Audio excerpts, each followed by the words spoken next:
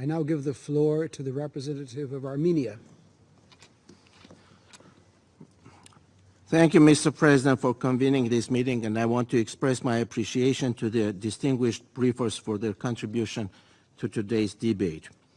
The regional arrangements could play an essential role in the maintenance of international peace and security as prescribed by Chapter 6 and Chapter 8 of the UN Charter by acting in support of peaceful resolution of disputes and addressing and preventing conflict situations.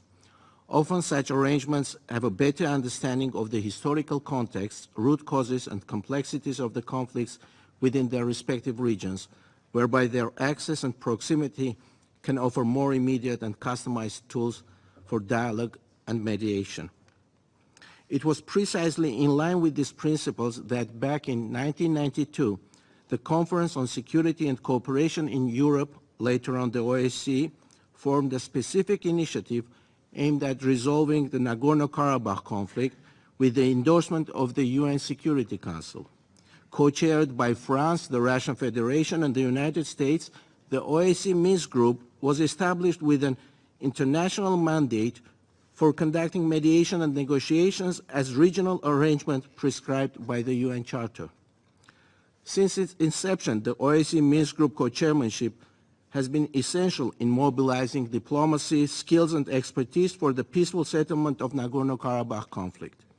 This internationally mandated arrangement came under a major attack when Azerbaijan chose to launch a destructive war amidst a global pandemic in September 2020, in grave violation of the existing ceasefire agreements of 1994 and 1995 and the UN Charter. Despite Azerbaijan's efforts to offer justifications for the military aggression it unleashed, it was in reality the product of an intentional decision to walk away from the negotiations under the OSCE Minsk Group co-chairmanship, opting instead for unprovoked large-scale violence with multiple verified reports of atrocities, including against the civilians. Mr. President, in his policy brief on the new agenda for peace, the Secretary General stresses that, and I quote, "Some states have embraced the uncertainties of the moment as an opportunity to reassert their influence or to address a long-standing disputes through coercive means," unquote. That is indeed what happened in our region.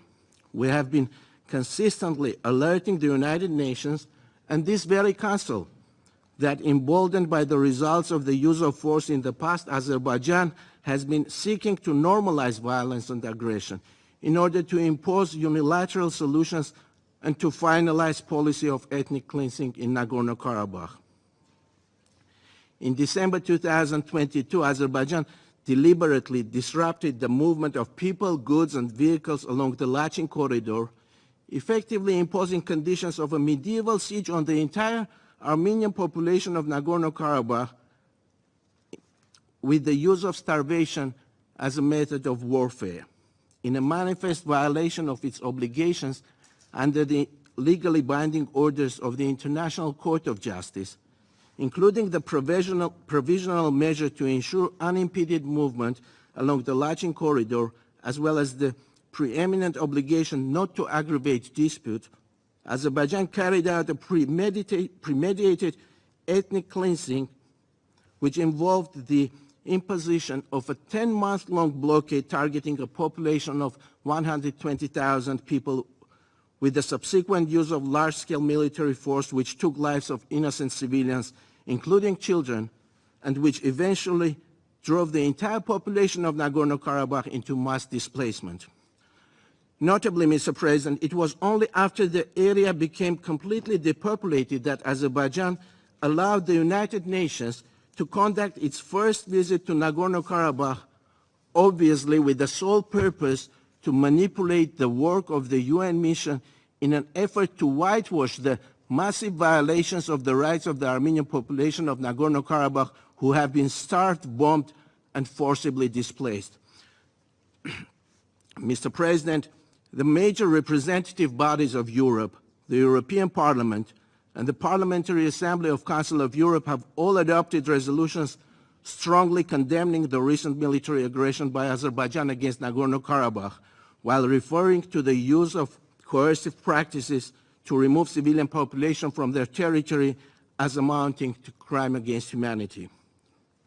In the face of a situation where regional and bilateral security arrangements have regrettably failed to prevent military aggression and to protect the lives of Armenian population in Nagorno-Karabakh from devastation, the United Nations and the Security Council have a particular responsibility to live up to their mandate to uphold justice and accountability and to establish an effective international framework for the safe and dignified return of the displaced population in line with the norms and principles of the international law. I thank you, Mr. President.